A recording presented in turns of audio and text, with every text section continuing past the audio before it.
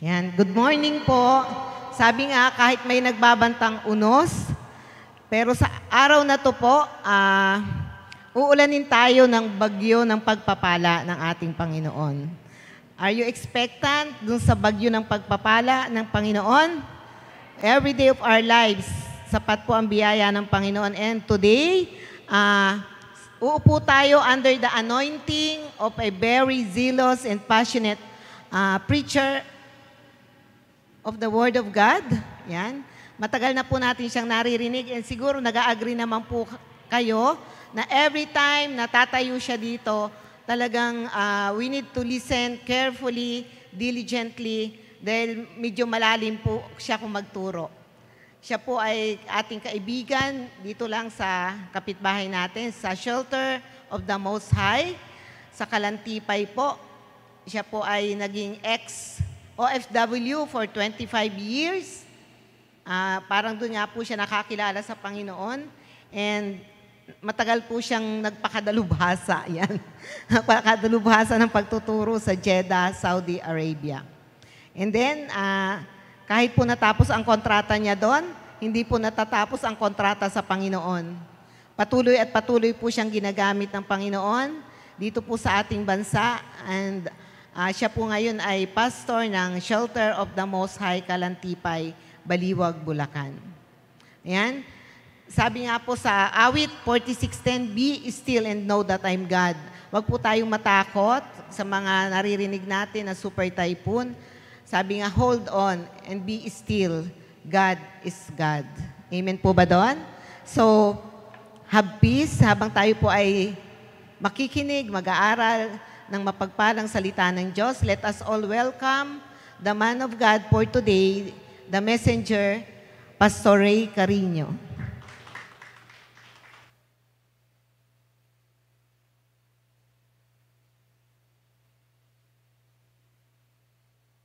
Amen. Hello. Amen.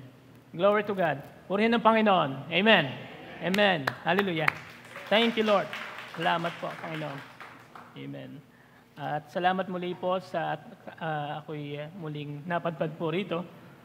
At kanina po habang tayo nag-aawitan, ngayon lang ako nakataas po ng kamay na medyo mahaba-haba. Kasi mahaba po yung kanta nung yung huli.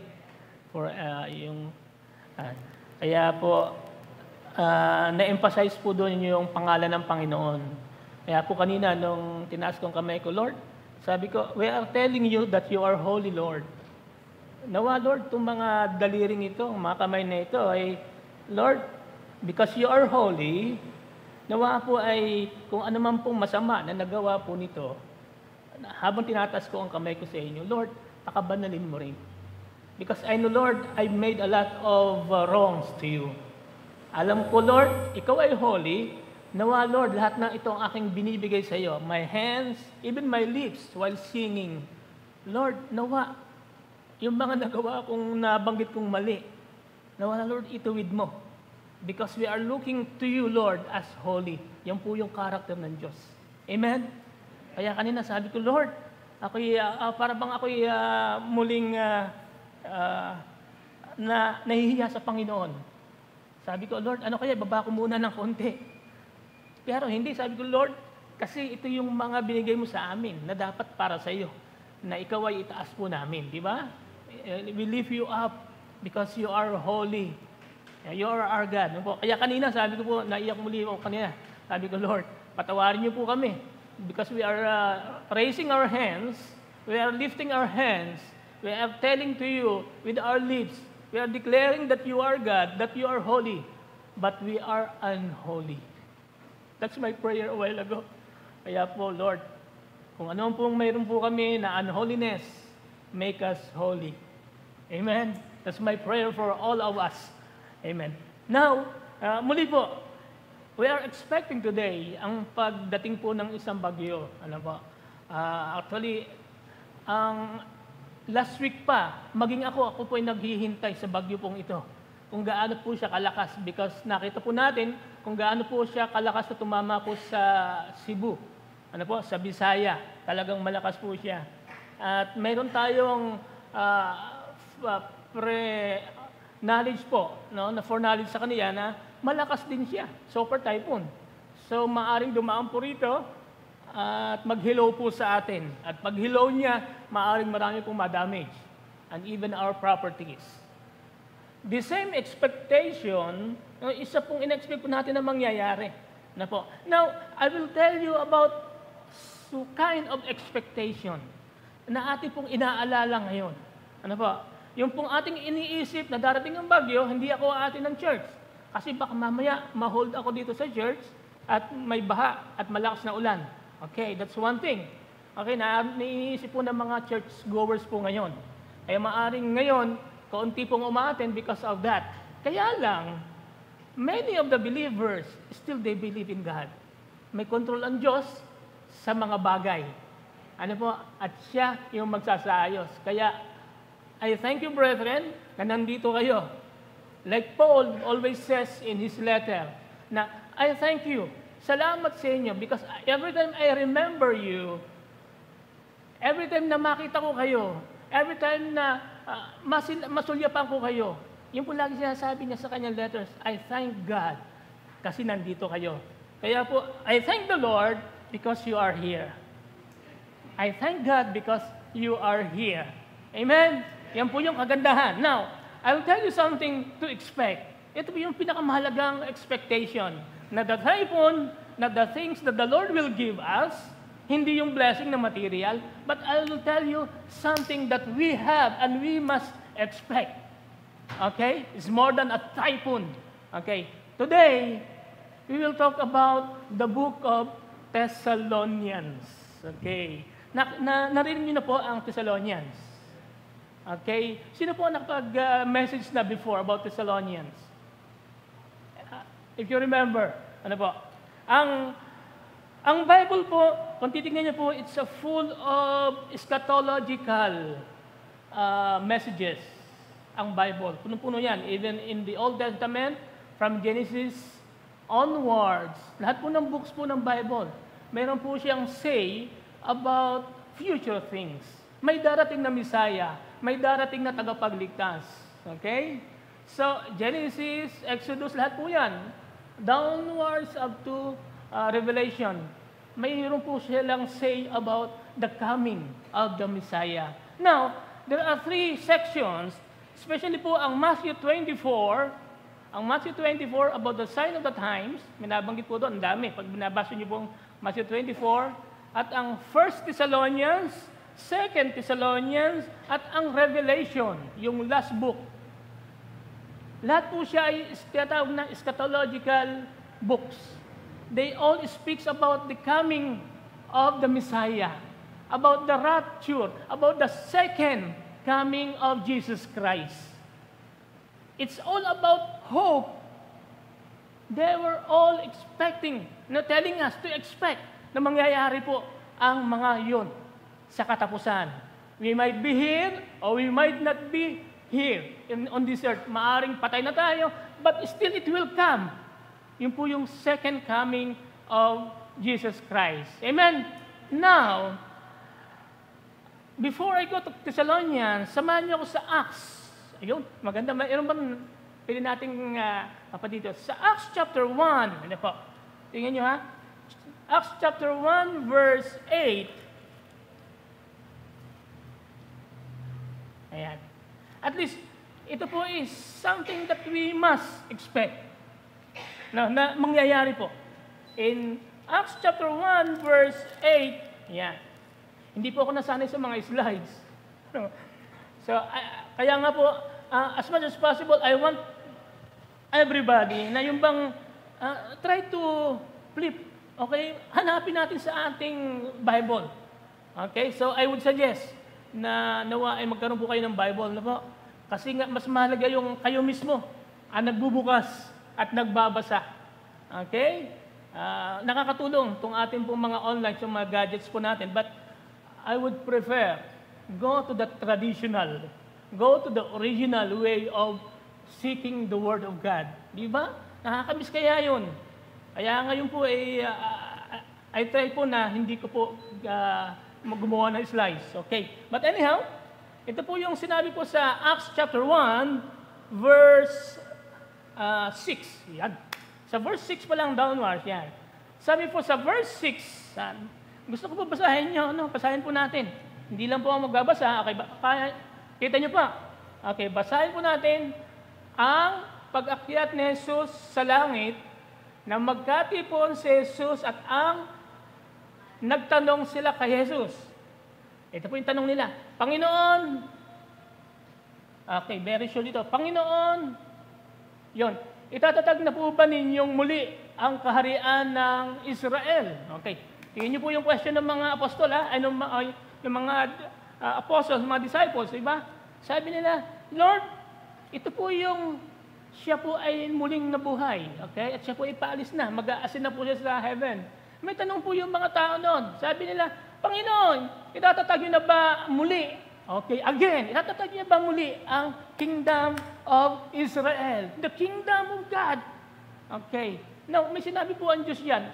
Si Jesus on the following verse, in verse 7, okay, ito po yung sinabi niya. In verse 7, basahin natin lahat. Okay? Sumagot si Jesus, ang mga panahon at pagkakataon ay itinakda ng Ama sa kanyang sariling kapangyarihan at hindi na kailangan pang malaman ninyo kung kailan iyon. Ganyan niyo po ha? Pause for that. Sabi po doon, ang kaharian ng Diyos, meron siyang inalaan ng Diyos, ng Ama, alam niya. Kaya lang may sinabi siya rito. Ang sabi niya, hindi na kailangan pang malaman ninyo. Okay. Okay.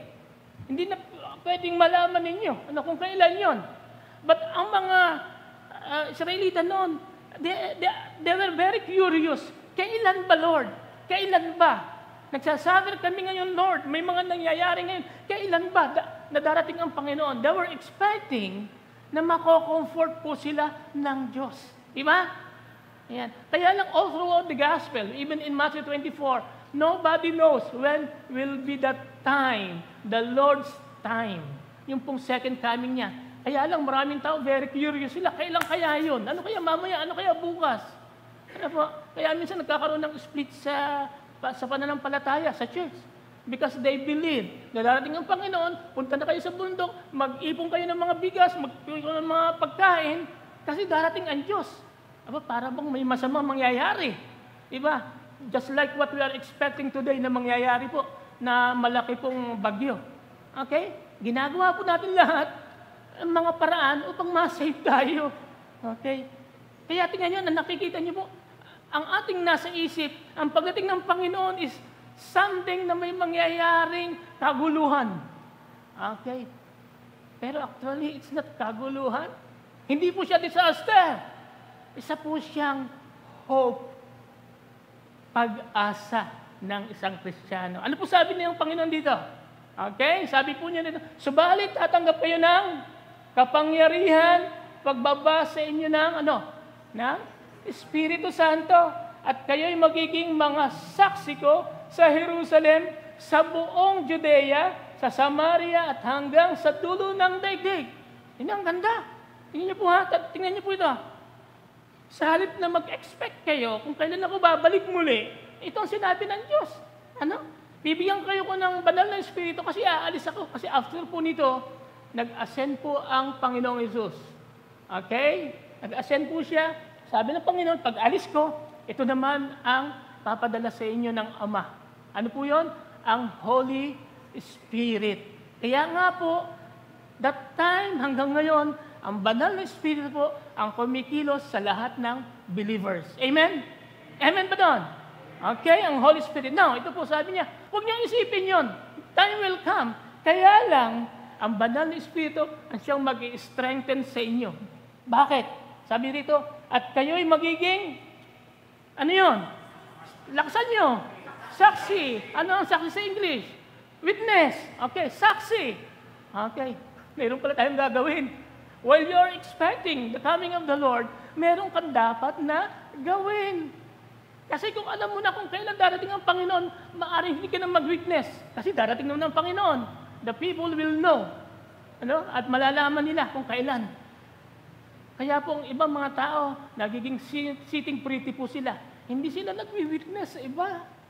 Okay? That's the problem of the church. Yung problema rin po natin minsan. Ganyan.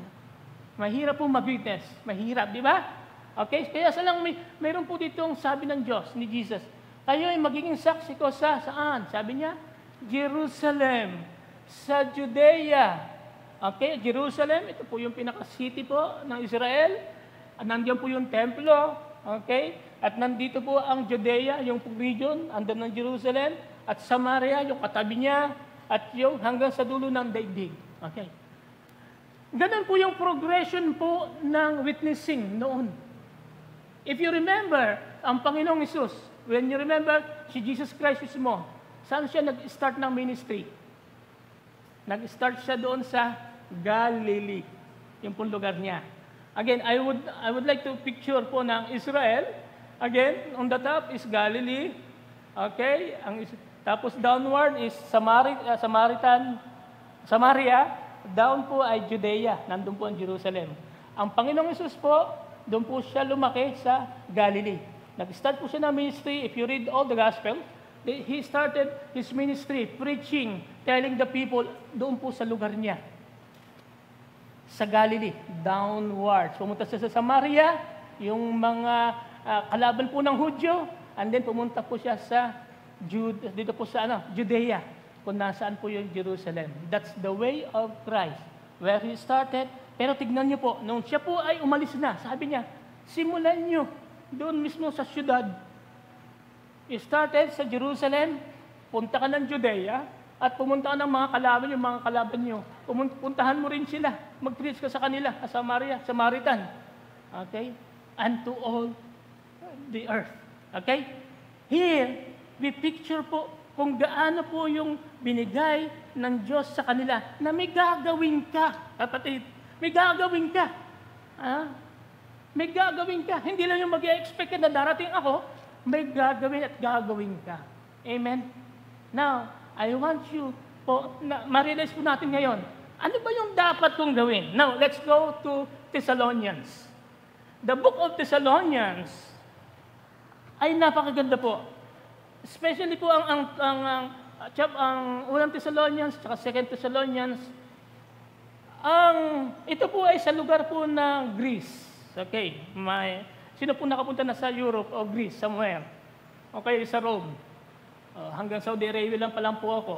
Pero nakikita ko lagi po sa map dahil whenever I study, titinignan ko yung mga route po ni missionary works po ni Paul.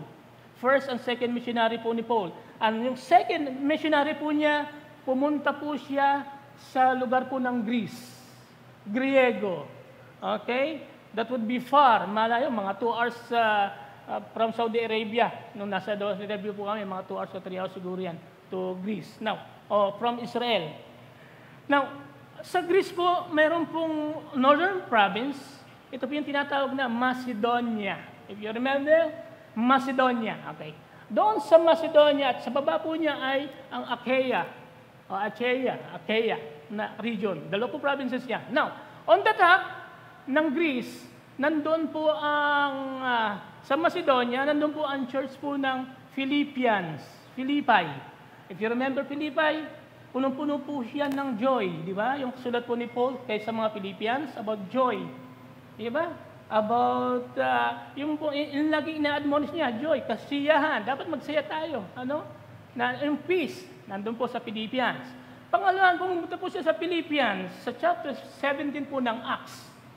Gusto ko po ngayon balikan uli, po, kasi nga, history po siya. At that is a little bit, mabalikan po natin. Pumunta po si Paul sa Pilipos. Okay? Ang una po nakita niya doon na convert, kung naalala niyo po ay sino yun? Chapter 16 ng Acts, si Lydia. Si Lydia? Yung isa pong mayaman na gumagawa po ng mamahalin na tela. Okay, isa pong convert po yun. Siya po ay man of God. Okay, may fear po siya sa Diyos. Kaya lang, hindi niya alam kung sino po ang Diyos. Okay? He knows God, he worship God, pero kailangan niyang malaman. Kaya po si Paul, kinausap siya na siya po ay nabahagihan ni Paul. Okay, si Lydia. Now, nung po sila tinulig sa Philippi, na-imprison po si Paul at sila po ay napalabas ni Silas, pumunta po sila saan? Sa Thessalonica. Okay, that is in the region of Macedonia. Sa Thessalonica, after that, pumunta po sila. At doon po, nung pagpunta niya po roon, ang ginawa niya, humanap agad siya ng isang gawain. Ang tinatawag po itong sinagoga. Okay? Pumunta siya at nakita niyo na may mga Jewish na gathering, sumunta po siya doon. At for 3 or 1 month, siya po ay nag-share ng Word of God sa Thessalonica. Kaya lang, may persecution. Kasi yung mga Hudyo, akala nila sila iligtas at may bagong dalang message si Jesus Christ. Pinersecute po siya. Okay? Pinagtalunan po siya at siya po ay itinaray na itinaboy. So from Thessalonica, pumunta po siya ng Berea. If you remember, Berea. Ang mga tao sa Berea, nung nag-principle, alam niyo po, bawat words na sinasabi ni Paul, pinapag-aralan niya. Pinapag-aralan ng mga Berea. Kung ano yung sinasabi ni Paul ay kung totoo ba yun, according to the Bible. Tingnan niyo po, ganun po meticulous po ang mga Berea. Kaya lang, from Thessalonica, pumunta siya sa Berea. Ito po yung nasa region, yan po yung mga sakop na lugar ng Macedonia. At nung time po yun, umalis po siya, pinersecute ulit po siya doon. Okay? At pumunta po siya sa Corinto, down. Ito po yung Achaia region po ng Greece. Nandoon po ngayon si Paul, doon po siya nag-start na magsulat. At doon po, isinulat niya ang Book of Thessalonians. May sinabi po siya rito about Thessalonians. Ang ganda.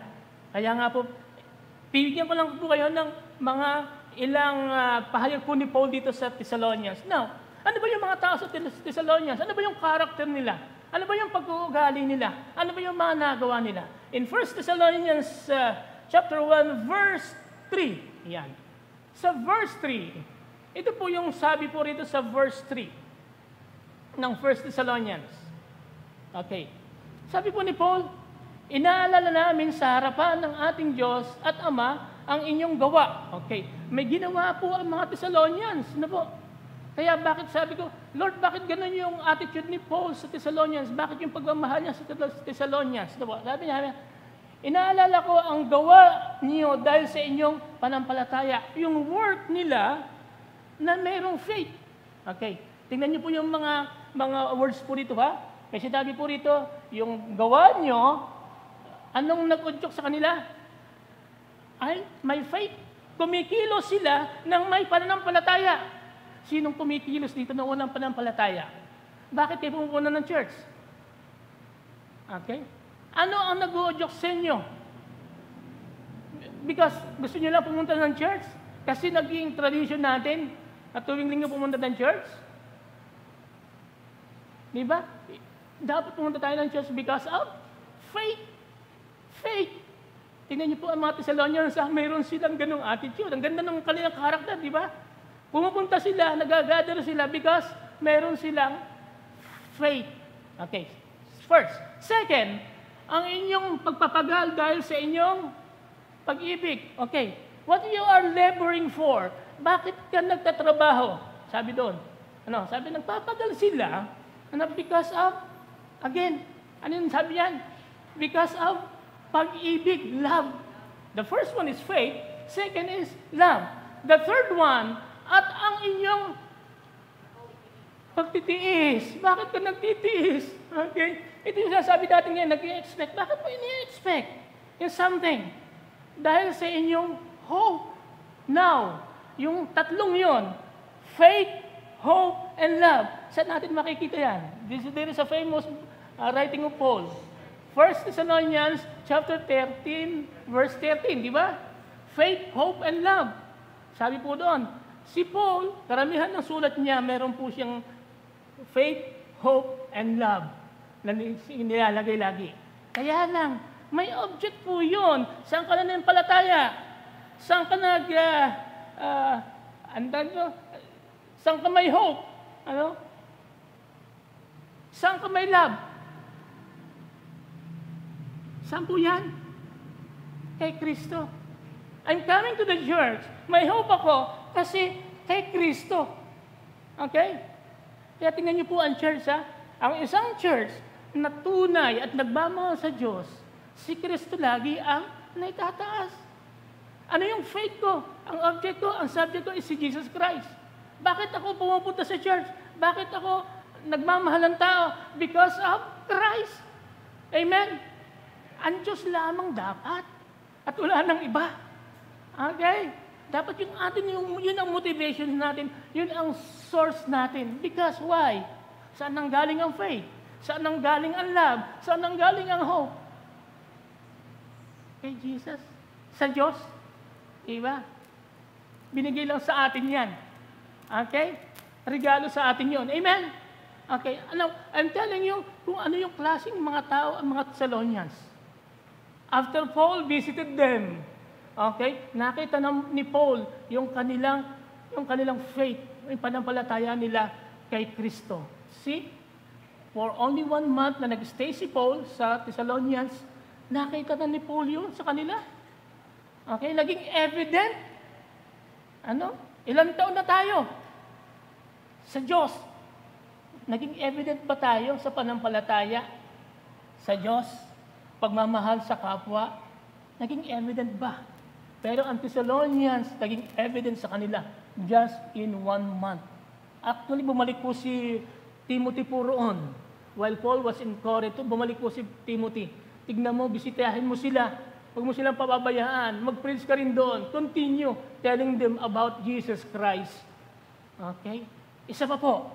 In the same chapter 1, verse 9. Okay. In verse 9 and 10. Okay. Tingnan po natin, ha.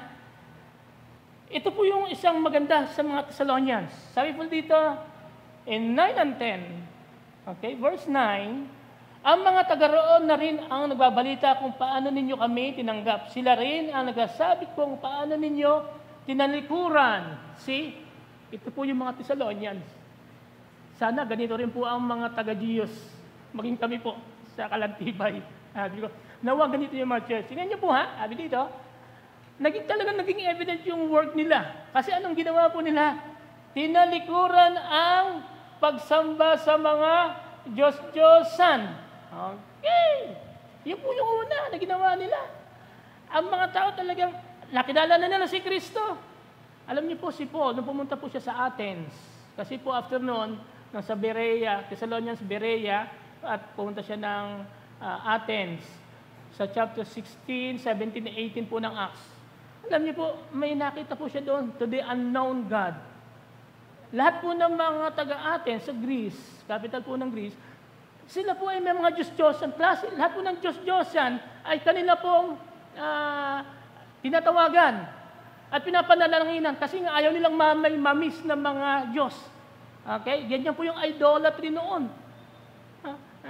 Talagang marami po silang mga Diyos-Diyosan. Now, nakita po ni Paul, sabi po ni Paul, nakita niya may nakalagay doon, to the unknown God. They are praying for the unknown God. Ang sabi ni Paul, I will let you know who is that unknown. Sabi niya. At sinabi niya po, si Kristo. Nag-share siya sa mga Athenians, at maraming na-convert sa kanila. Though yung iba nag-resist, okay, pero maraming po naniwala sa kanila. Na yung sinasabi ng unknown God, that is Jesus. That is God. That is Messiah. Okay, now, ito po yung nangyari. Because Thessalonica is part of Greece, ganon din po ang daming Diyos-Diyosan sa lugar na yon.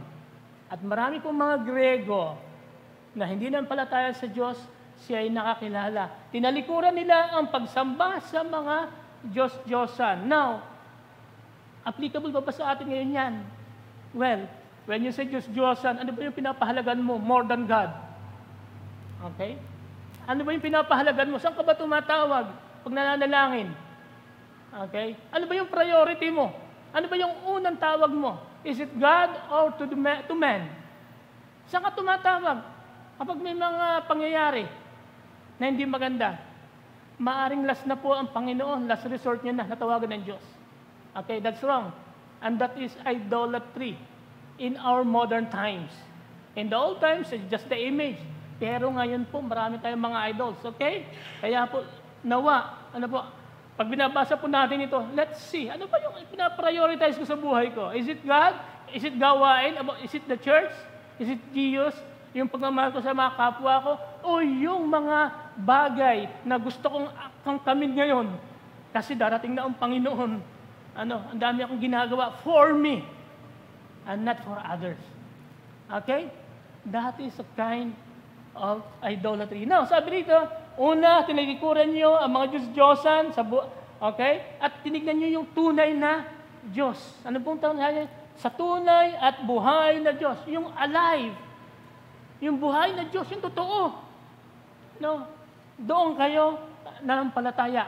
Okay? Pangalawa, sabi niya ito, at maghintay sa, ano yun? Maghintay saan?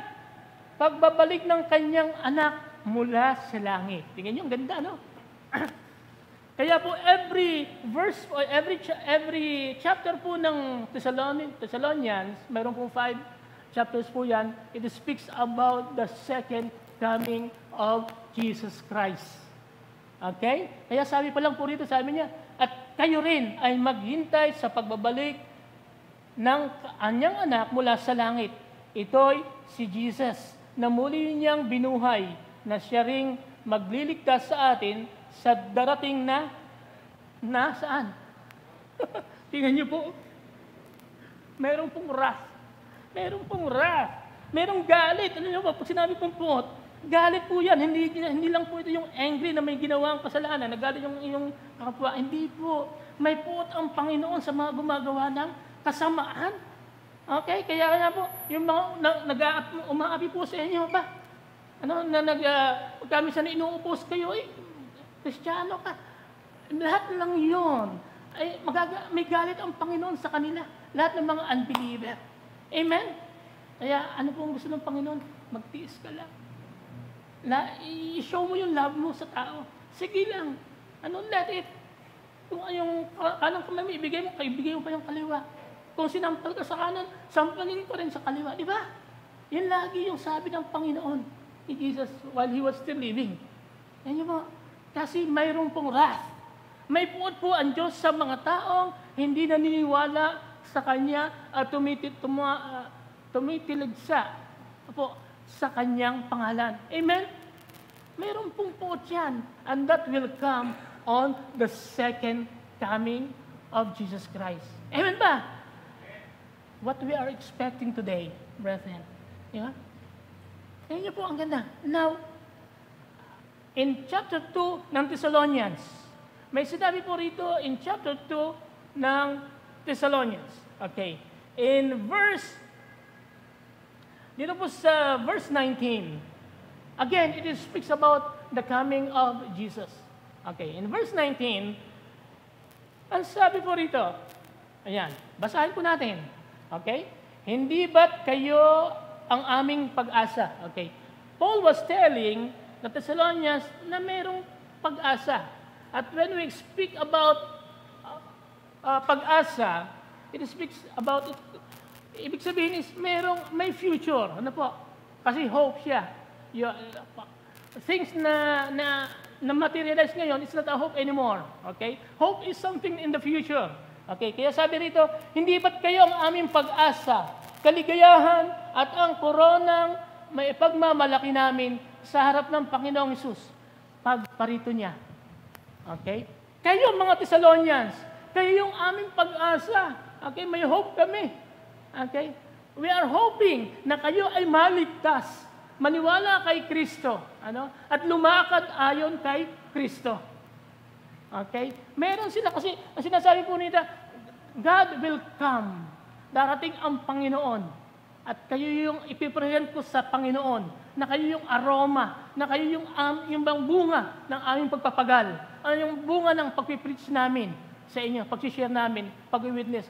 Kayo ang aming hope sa Diyos pagdating niya. Tingnan niyo po ang ganda, no? Kaya po yung mga workers sa atin, kayo po mga workers, tayo po lahat. Not only the workers, kasi po lahat po tayo ay workers sa Panginoon. Kahit wala po kayong ministry po dito, worker ka rin sa Diyos. Okay? May masasabi, may pagmamalaki pa tayo sa Panginoon na when the Lord comes, meron po akong nasharean. Meron po akong minahal.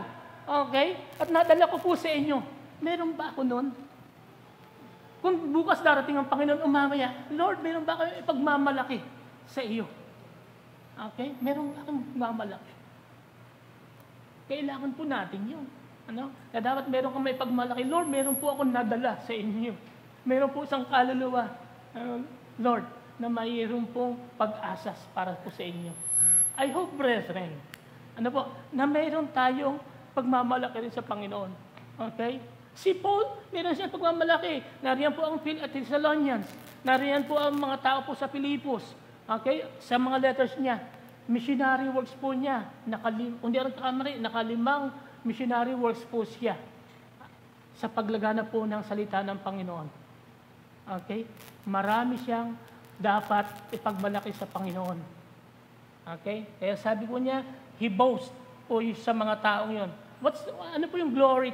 Sabi niya, yung glory ay yung mga tao ay makakilala kay Kristo. In chapter 3, okay, sa chapter 3, again, may sinabi po si Paul doon, chapter 3, verse 12 and 13. 12 and 13. Okay. In 12 and 13, okay, ito. Yan. Pinayuhan namin kayo, tama ba? 12 and 13, ano? Pinayuhan namin kayo, pinalakas namin ang inyong loob at inatasan na mamuhay ng kalugod-lugod sa paningin ng Diyos na tumawag sa inyo upang yan, okay. Sa isa't isa. Okay, kasi ulitin natin. Naway palaguin at pasaganahin. Okay, this is the prayer of Paul. Okay? Prayer po ni Paul ito sa mga Thessalonians. Okay? Sabi niya, kahit wala ako riyan, nandito ako sa Corinto, ito pa rin yung panalangin ko sa inyo. Sabi niya, sa sulat niya, naway palaguin at pasaganahin ng Panginoon ang inyong love. Saan? Sa isa't isa at sa lahat ng tao. Okay, ha? Mayroon po ritong admonition si Paul sa kanila. Kahit na kayo'y ligtas na, kahit na kayo mga taga-Thessalonia, ligtas na, dapat makita pa rin ito sa inyo. Okay? While you are expecting the coming of our Savior, dapat makita pa rin ito sa inyo. Okay? Sabi niya rito, na ang pag-ibig sa isa't isa, sa lahat ng tao. Okay? Lahat ng tao. Ibig sabihin, wala ka pwedeng piliin. Okay? Anong klaseng tao? Maging unlovable na tao. Maging kaaway mo, kasama siya na mahalin po natin. Okay? Tulad ng pag-ibig namin sa inyo. Nang sa gayoy, palalakasin niya ang inyong loob upang kayo'y manatiling banal at walang kapintasan sa harap ng ating Diyos at Ama hanggang sa pagdating ng ating Panginoong Hesus, kasama ang lahat ng kanyang mga hinirang. Okay, holiness. By doing good, pinapakita niyo na kayo ay banal. Okay, it's a part. Diba? Ang magmahal sa tao, okay, ang mag-treat sa tao ng tama, that is holiness. Kaya sabi po ito, banal. Ang gusto ng Diyos maging banal tayo. Okay, kaya nga po sabi ni ang Panginoong Hesus, di ba? Sabi niya, be perfect as my Father is perfect. As God is perfect, be perfect. At the word perfect, it comes from holiness. Yung separate mo, yung sarili mo doon sa mali. That is holiness. Okay? Ang paggawa ng tama. Alright? Kaya lang ngayon hindi na eh. Halos lahat ay ginagawa po natin. May masama, nakisisang-ayon tayo sa masama. We are not separating ourselves doon po sa mga taong mali o mga pag-uugaling mali. Amen? Brethren, we are called by God to be holy. Okay, maging perfect tayo. Baka sabihin niyo, wala nang perfect. Nasa lupa lang tayo, we are in the flesh. No, that's the calling of God. When the Lord calls you, yun po yung naisin niya. Then, you will be able to raise your hands. You will be able to clap sa Panginoon. Makapagpuri kayo ng maayos sa Panginoon. Because you have a clean heart. Holy ka sa Diyos. God is holy, you are praising the holy God, you should be holy as well.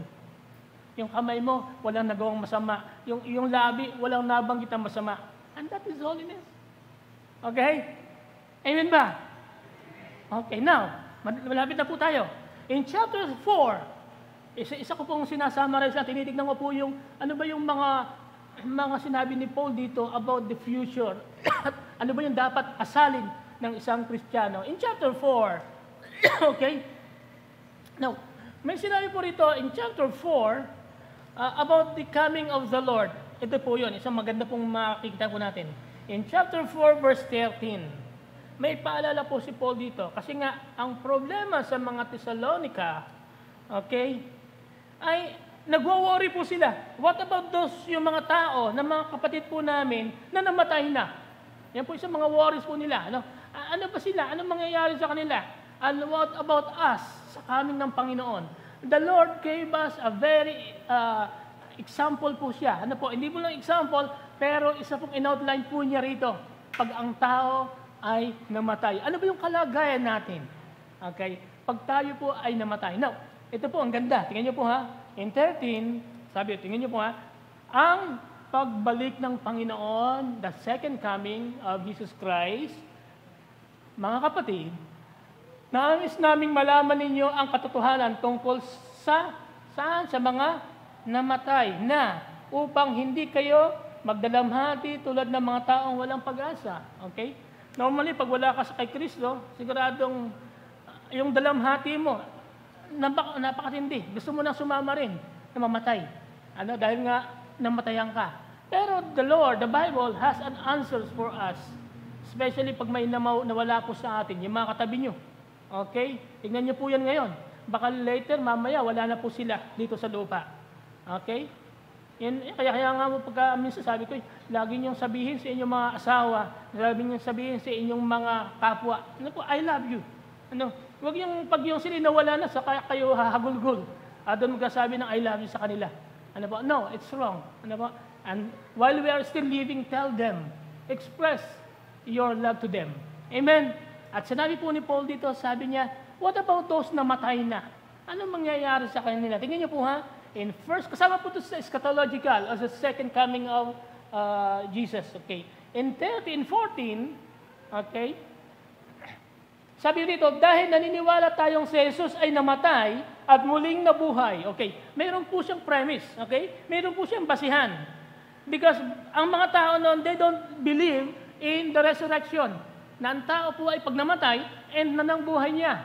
Okay. And a lot of people until now, mga atheists, lahat po yan, mga naturalists, naniniwala lang po sila na ang buhay ganito lang. Okay, cycle lang po siya. And after that is, dedo ka na, wala na. Nandiyan ka na sa sementeryo. Okay, wala na. End mo ng buhay mo yan. But the Bible says, there is no such kind of belief. Okay? Kaya nga po, ang Bible, it's a hope. Okay? The resurrection of Jesus Christ is a hope. Kaya sabi niya rito, meron tayong basihan. Yeah? Naniniwala tayong si Jesus ay namatay at muling nabuhay. Ang pagkabuhay ni Jesus Christ, ay yung po yung nagbibigay sa atin ng hope. Okay? Na tayo rin ay mabubuhay in the future. Amen? Ayaw niyo ba magpasalamat nun sa Lord? Diba? Thank you, Lord. At ako rin ay kukunin mo. Okay? At ito po yung kanya pong sinasabi rito. Naniniwala din tayong bubuhayin ng Diyos upang isama kay Jesus. Okay? Ang lahat ng mga namatay na sumasampalataya sa Kanya. Okay? Tingnan niyo po ha. What about those dead? Yung po mga beloved po namin namatay na.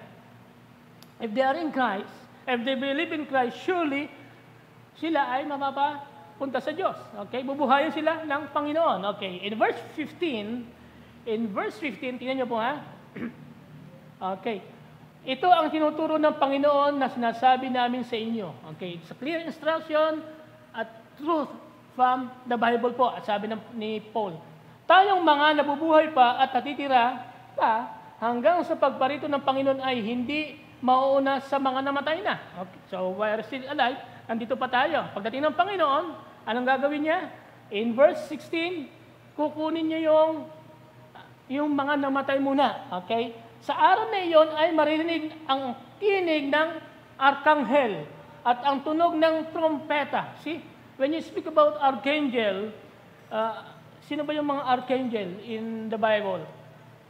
Michael, ano? Michael ba? Kasi si Gabriel, angel lang sinabi sa kanya. Si Gabriel kasi nung kay Mary lang, ano? Si angel. Arkanghel is something powerful, okay, more than an angel. Okay? So, makapangyarihan siya. Mayroon siyang role. Ano po? Now, sabi rito, sa araw na iyon ay maririnig ng tinig ng arkanghel okay, the chief ng mga angel, okay, ng tinig ng arkanghel at ang tunog ng trumpeta. Trumpet is very symbolic sa mga Hudyo. Okay, pag sila nakikipaglaban at pag may mga danger, they are using trumpet. Okay? Upang malaman ng tao na merong danger, meron silang kaaway, meron silang sululudsubin, merong mga pangyayaring matindi. Okay. Now, it shows na ang coming ng Panginoon, hindi po siya silent, di ba? Hindi siya silent katulad po ng pagpunta niya ng una dito, di ba? Ang Panginoon, when He came first, at siya ay nagkasakatuan tao, medyo hindi po alam ng tao. Ano po? Hindi siya po vulgar. Okay? Hindi siya po public. It's just a private. Pero naging public po siya kasi nga mayroon po mga prophecies in the Old Testament na may darating na Messiah. But He came here na silent po siya pumunta through Mary. Okay, now, ngayon po, sa pagbalik niya po rito, it's not anymore a private thing. Ito po'y public. Lahat po ng tao ay makakakita at mamamalas po nila ang second coming of God. Okay? Makikita po na, maging po, sabi po doon sa Bible, maging yung nagpako po sa Kanya, yung mga sundalo, maging yung mga tao na nagtredor po sa Kanya po, na nag-spit po sa Kanya, naghagupit po sa Kanya, makikita nila sa pagdating ng Panginoon. Everybody, maging yung mga unbelievers, hindi naniwala, yung mga matitigas ang ulo, sinesiran mo na, ayaw bang maniwala, they will all see the second coming of Jesus. Sabi niya rito, ang tinig ng arkanghel, ang tunog ng trumpeta ng Diyos, at ang Panginoon mismo ay bababa mula sa langit na sumisigaw. May sigaw. Okay? May alingaw-ngaw. Okay? Everybody na malalaman po nila. Okay? Ganyan po katindi yung second coming ng Panginoon. Okay? Brethren, si Paul gusto niya malaman sa mga Thessalonians na ipaalala na may mangyayaring ganyan. Kaya huwag kayong manghina. Lalo kayong lumakas sa pananampalataya because something na malakbid will come sa atin at marinig po ng lahat. Okay? Sabi dito, at ang mga namatay na sumasampalataya kay Kristo ay bubuhayin muna. Okay? Sila muna yung mauna. Yung mga namatay na kay Kristo. And then, in 17, makikita po natin in 17, pagkatapos, tayo namang may buhay pa at natitira ay titipunin sa alapaap in the heaven.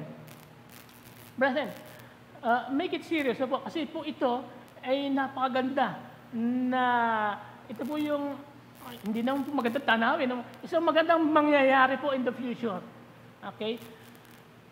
Na ang Panginoon, pag binuhay niya po yung mga patay, then tayo po ay kukunin po niya. Tayo na natitira sa lupa na madadatnan niya. Okay? Kukuhanin niya po at lalagay po sa alapaap. Titipunin niya sa alapaap kasama ng mga binuhay upang salubungin ang Panginoon sa impapawid. Okay. Now, sa gayon, makakapiling natin siya magpakailanman. Kaya nga, ayan, ito yung paalala ni Paul ngayon. Okay. Why he was telling about the future, the second coming. Paul was telling them, sabi dito, kaya nga, mayroong kaya nga. Okay? Ito yung ating katandaan. Palakasin ninyo ang loob ng bawat isa saan? Sa pamamagitan ng mga salitang ito. Palakasin nyo sila, i-encourage nyo sila. Bakit tayo nasa church? Bakit po tayo nandito? Because we want to encourage everyone na may second coming na darating ang Panginoon, di ba? Kailangan palakasin po natin sila. Huwag natin silang i-discourage. Okay? Palakasin natin sila. Strengthen them. Ano po? Kahit po tayong medyo senior na po tayo, palakasin natin sila na may pananampalataya. Okay? Encourage po natin ang bawat isa na magpatuloy sa gawain. Amen? Ito po yung sinasabi niya rito. It's not just about the coming of Christ, but strengthen them. Okay? Kaya po rito sa chapter 5, may sinabi po rito ang Panginoon. This ito po yung final ko. Sa chapter 5, verse 12 downwards. Sige niyo po ha. May sinabi ang Panginoon dito. kung paano natin palalakasin ang ating mga kapatiran. Okay? In verse 12, chapter 5, verse 12, isa-isahin po natin siya. Ang sabi po rito, okay, in 12, sa pangwakas na tagubilin, sabi ni Paul, mga kapatid, ito po, tingnan nyo ha, ano pong sinasabi niya ito? Ipinapakiusap ko sa inyo. Ano ba yung pakiusap? Para bang lumuluhod ako sa inyo. Sige na, ito nawa yung gawin nyo. Okay? Habang hinihintay natin ang Panginoon, pagdating niya, ito dapat ang gawin natin. Okay? Pinapangit niya, no? Pinapakiusap niya, please naman. Okay? Pinapakiusap namin na igalang ninyo ang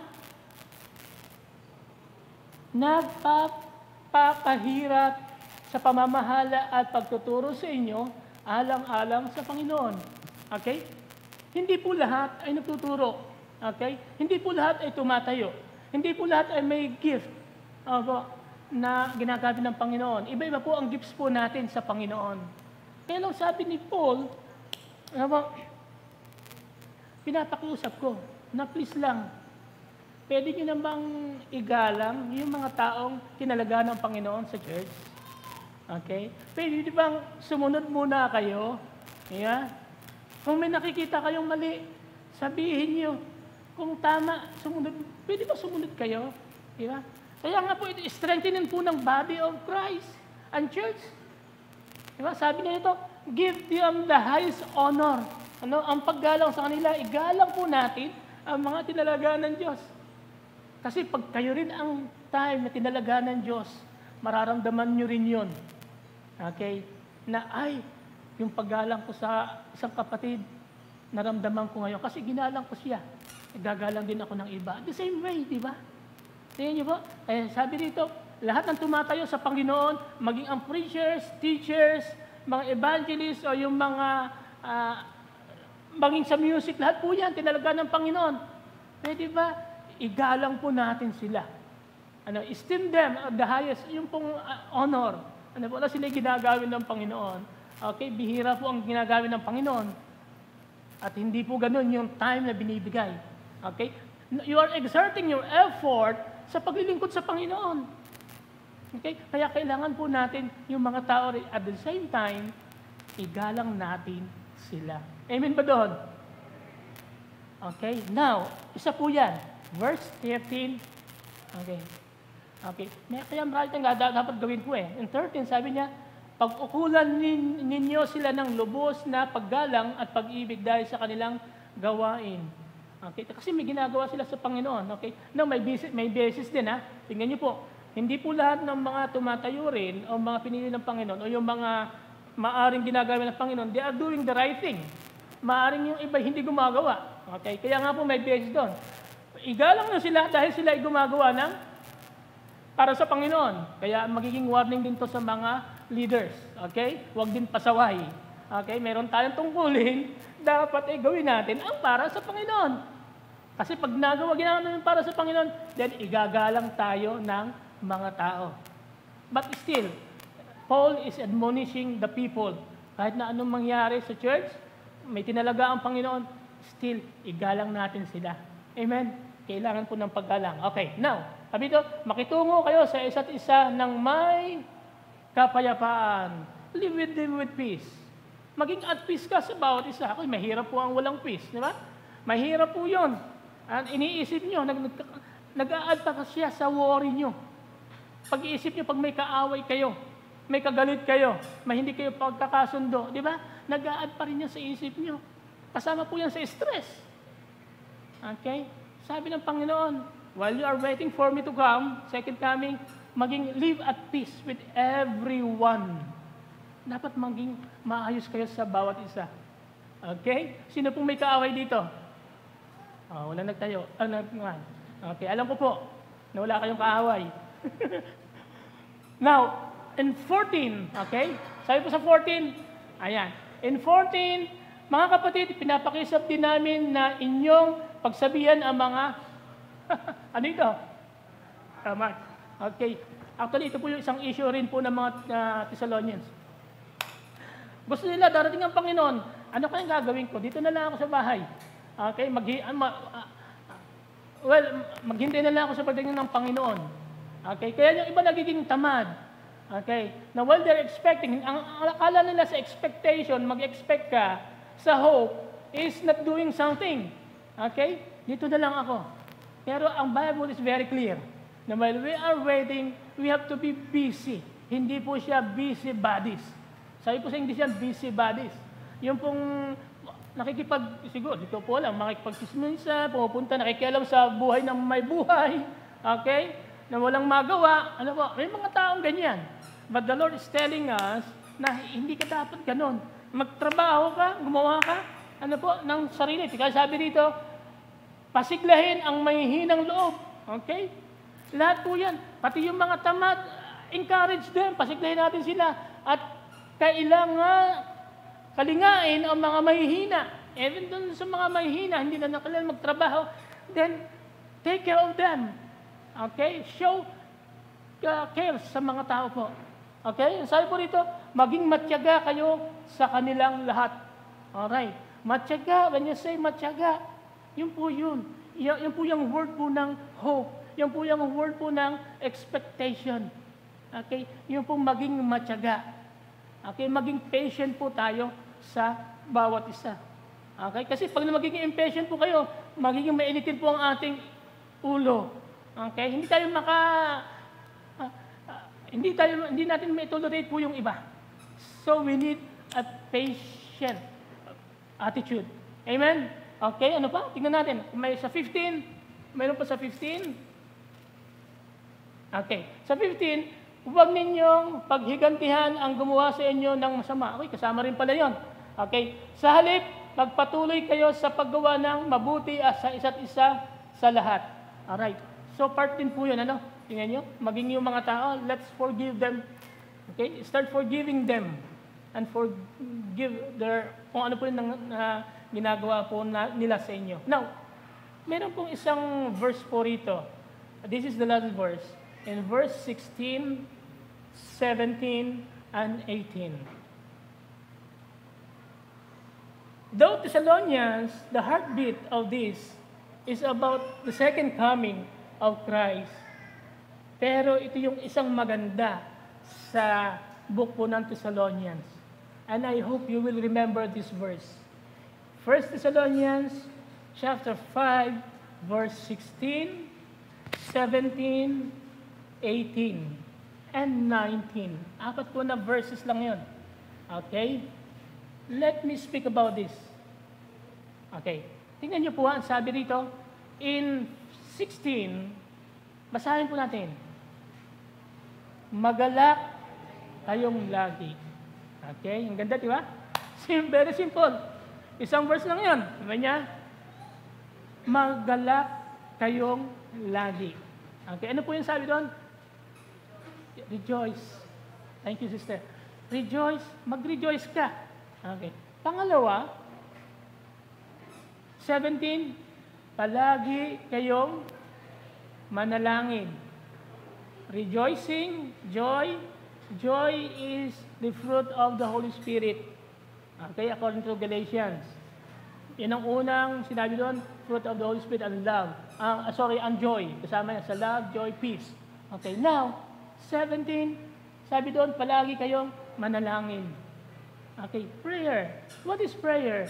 Talking to God. But this is trusting your life to God. Okay, it's more than talking to God, but you are trusting the Lord.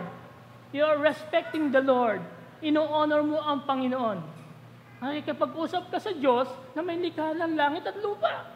Okay, that is prayer. Tingnan niyo po. Sabi niya doon, magsaya ka, tapos makipag-usap ka sa Diyos. Okay, ano pa? In 18, ang sabi doon, magpasalamat kayo sa Diyos. Diba? Ang ganda ng ano. Sino pong hindi nagpapasalamat dito pag binigyan? Di ba lahat naman tayo? Di ba? Pag binigyan ka, thank you sister, thank you brother. Salamat. At binigyan mo ako. The Lord is telling us. Diba? Sabi dito, magpasalamat kayo sa Diyos sa lahat ng pagkakataon. Okay, now, Ano po yung common thing doon po sa tatlong yon? Yung rejoice, at ano siya? Prayer, at yung isa, thanksgiving. Tatlo po yon. Ano po yung common sa kanila? Okay. Tingnan nyo. Ano po yung common sa kanila? Yung tatlong yon. Pag binasa nyo po siya, ano po yung dapat na gawin natin sa tatlong yon? Okay. Okay. Rejoice.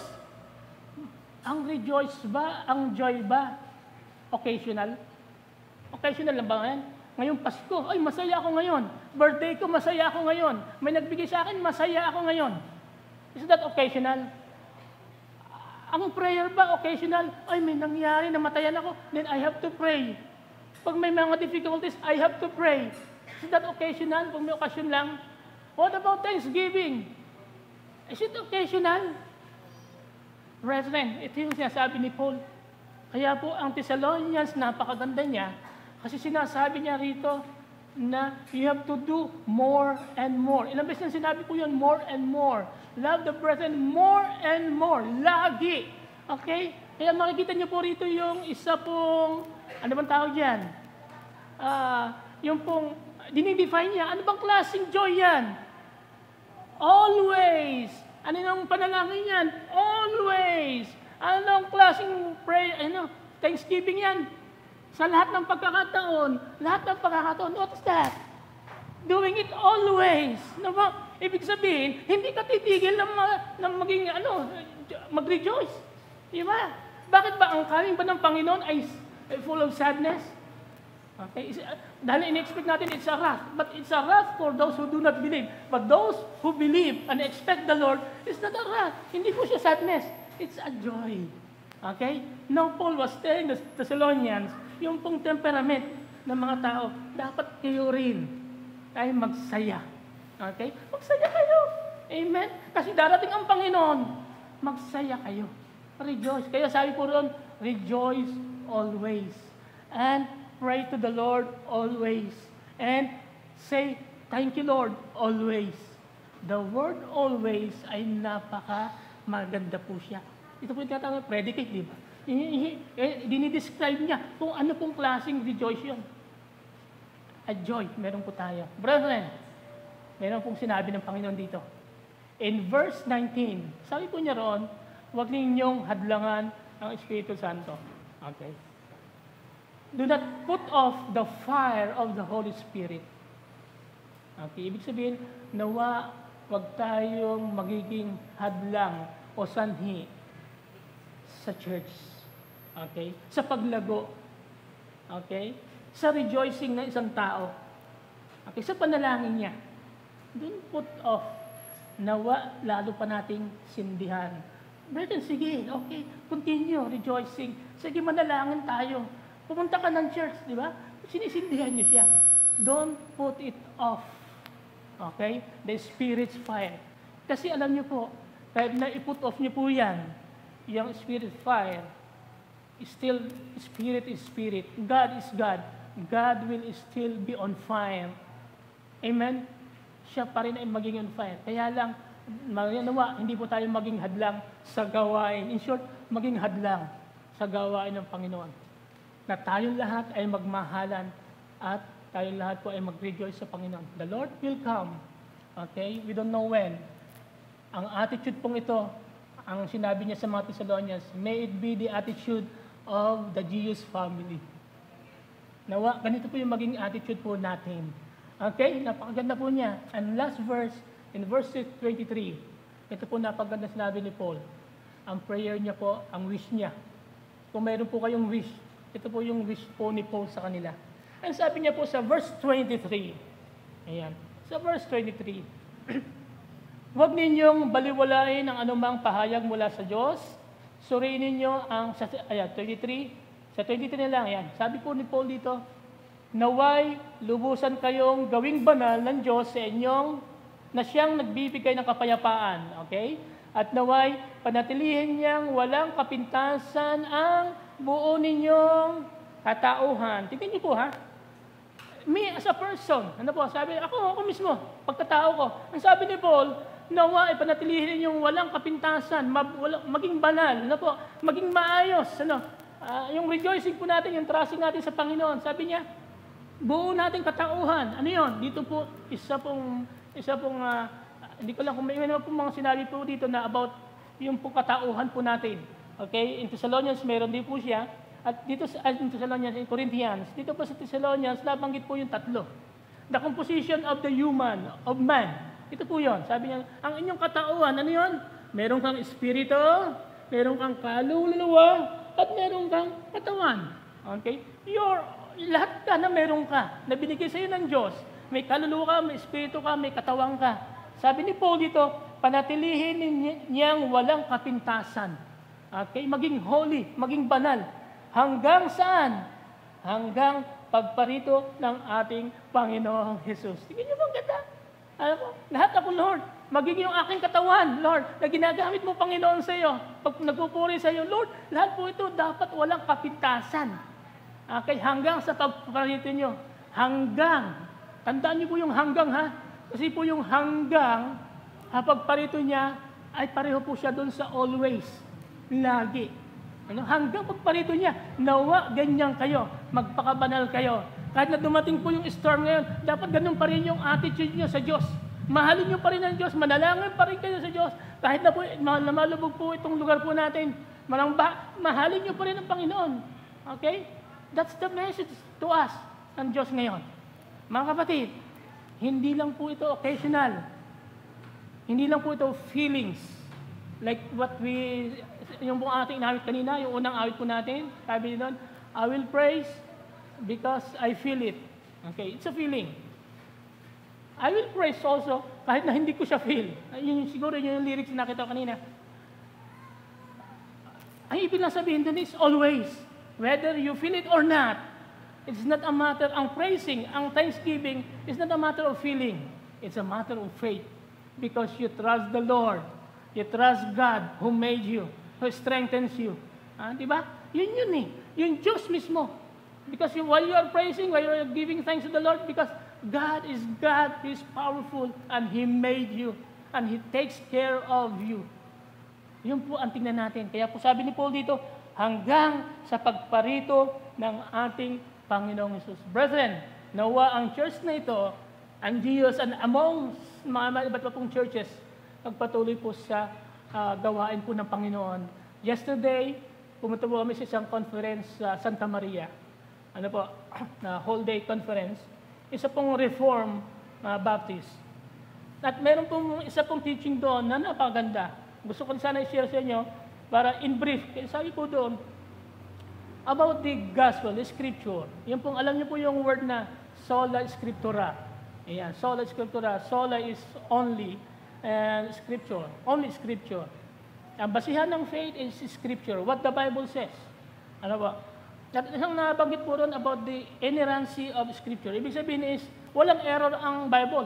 Lahat po ng sinasabi po ng Bible is true. Okay? Wala po siyang error. Maaring may difficulties in interpretation, but they are all true. Because they are God-breathed. Okay? Nanggaling sa Diyos. O inspired by the Holy Spirit. Inspired by God. Sabi po sa 2 Timothy chapter 3:16. Okay? They are God-breathed. Ang banal na Espiritu. Pangalawa, may sinabi po na the scripture is inerrant, sabi niya noon. Pangalawa po, the scripture is sufficient. Ayan. Ang ganda po yung sufficiency ng scripture. The Bible is always sufficient. Lahat po ng klase na question sa tanong ng buhay is sufficient. And even sa salvation. Kaya hindi po kayo makakita ng salvation outside the Bible. Kahit po kayo pumunta sa iba na mag-search po about salvation, you will not be saved. Only the Bible speaks about salvation. Because this is sufficient for the Christian to know that Jesus Christ is the Messiah and He is the Savior. Amen to that? And one, last na kanilang topic about the Scripture is a necessity. Kinakailangan siya. Okay? Kahit na anong mangyari, ang Scripture is sufficient sa buhay natin. Hindi lang yon, kailangan siya na mayroon akong Scripture. Kailangan ko yan. Bit-bit yan lagi. Okay, nasa akin. Necessity siya. Kung may cellphone kayo na bit-bit, dapat may bitbit din kayong salita ng Diyos. Okay? Ang cellphone, gadgets, necessity na siya ngayon. Okay? This is necessity as well, more than doon sa mga gadgets na mayroon tayo. I hope sa susunod, pag may cellphone kayo, may Bible din kayo. Okay? I hope, brethren, pagpatuloy po natin ang pagbabasa ng Bible because this is very important.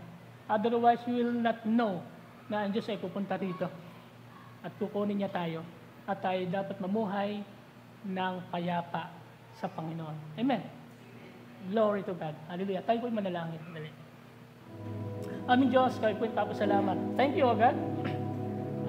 The book of Thessalonians, O Diyos. Mga kapatid po namin nandun, Lord. Bagamat nanghina rin po sila because of persecutions, Lord. They were strengthened, Lord, by the words of Paul. By your words, O God, through Paul.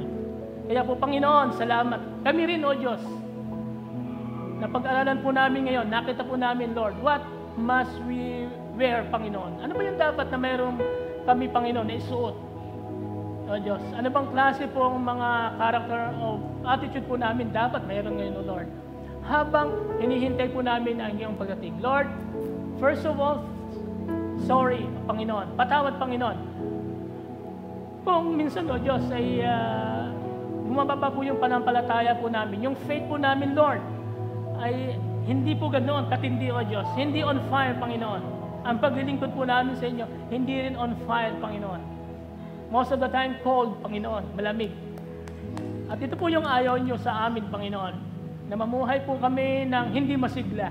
Ang gusto niyo po ay may rejoicing lagi, Panginoon, even in times of difficulties, even in times, Panginoon, na may mangyari po sa amin, Panginoon. Lord, you want us to rejoice in all circumstances, Panginoon. At magpasalamat po sa inyo, Panginoon. Manalangin sa inyo, Diyos. Kaya Lord, forgive us when oftentimes nagagawa po namin, Lord, nanghihina po kami. This is our fault, Lord. Hindi niyo po fault, Panginoon. Maaring kami, Panginoon, pagkat hindi kami nagbabasa ng iyong salita at hindi kami nagtitiwala sa inyo fully, Panginoon. Kaya Lord, today, in this moment, Lord, strengthen us. Let the Holy Spirit once again, Panginoon, palakasin niyo po kami, Panginoon. Ang iyong presensya, Panginoon, ang patuloy po namin madama, especially in this place, O God, the church, O Lord, na inyo pong itinatag, ang Diyos, Panginoon, ang mga kapatid namin na nandito, Panginoon, ang mga leaders po namin, Panginoon, O Diyos, na ibinigay niyo, Panginoon. Marami pong salamat. At we pray, Panginoon, sama-sama kaming patuloy na manalangin sa inyo at mag-rejoice. Every time we meet together, Lord, it must be full of rejoicing, Panginoon, sapagkat kayo ang aming sinasamba, kayo ang aming pinupuri, Panginoon. We have to rejoice. Lahat po ito, Lord. Kaya po, Lord, salamat po muli sa pagkakataong ito. Thank you for your words, Panginoon. May it be part of my life, O God. Salamat po, hinipo niyo po kami muli at binigyan niyo po ng lakas, Panginoon. And now, Lord, maging mamaya, Panginoon, pag-uwi po namin, dala po namin ang isa pong treasure na nanggaling po sa inyo, ang iyong pong salita, na this is true, you are faithful to us, that you will do everything according to your word. And to us, Lord, as a church, ang Diyos, Panginoon, bless us all. Maraming po salamat. Thank you, and we will continue to rejoice hanggang sa pagdating niyo, Panginoon. In Jesus' name, Amen. Amen. Amen. Glory to God.